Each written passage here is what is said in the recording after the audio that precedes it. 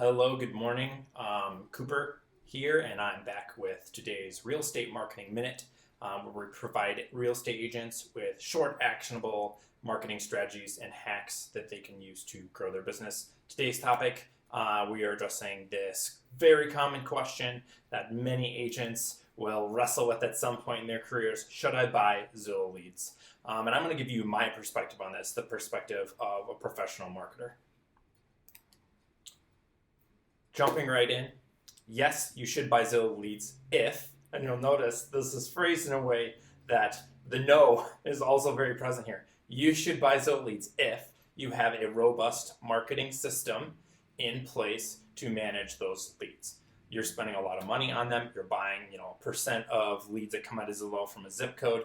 The same kind of analysis applies to really any paid lead gen source, but Zillow being one of the most primary lead sources that a lot of our agents use. So what you need in this robust system is an automated CRM that you're managing that leads data with, managing and watching their interaction with you, and managing follow-up, which has to be ruthless. A lot of Zillow leads come in and they're actually buyers who are at the very beginning of their kind of dreaming about a real estate transaction. That's where they're at in their journey. So we see up to an 8-month lead nurture time on these leads. So it takes dedication and perseverance. It is not instant gratification. So you need ruthless follow-up, and agents tend to fail at that unless they have technology and systems in place to help them with it.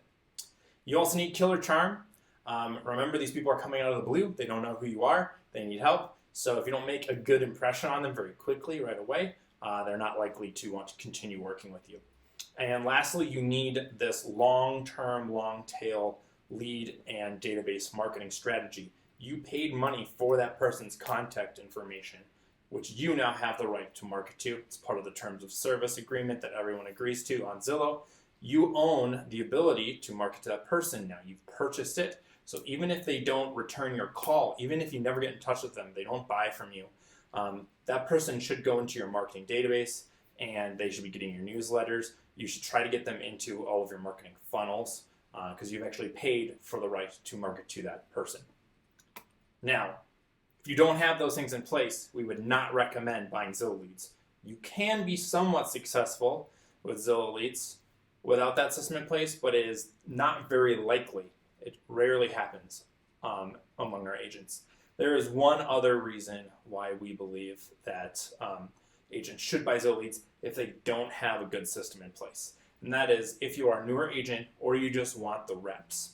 If you want an opportunity to practice talking real estate, practice your scripts, see what the conversations are like when you're working with buyers, Zillow leads are a great way to do that, to get those reps in, to be able to talk to people who you probably will never see again. You might never see them again, so you can practice those conversations so that when you do go to sell to your sphere, when you do go to help, your friend, someone from your church or a family member, that you're just confident in what you're saying and what you're doing because you've done it. Our agents find it easier to practice when they can fail or not do a good job with someone they've never met before. And honestly, you're going to do a fine job anyways. The lead won't know the difference, but at least you're getting that practice in with someone who is not, a close friend or family member. Now, reasons not to buy leads.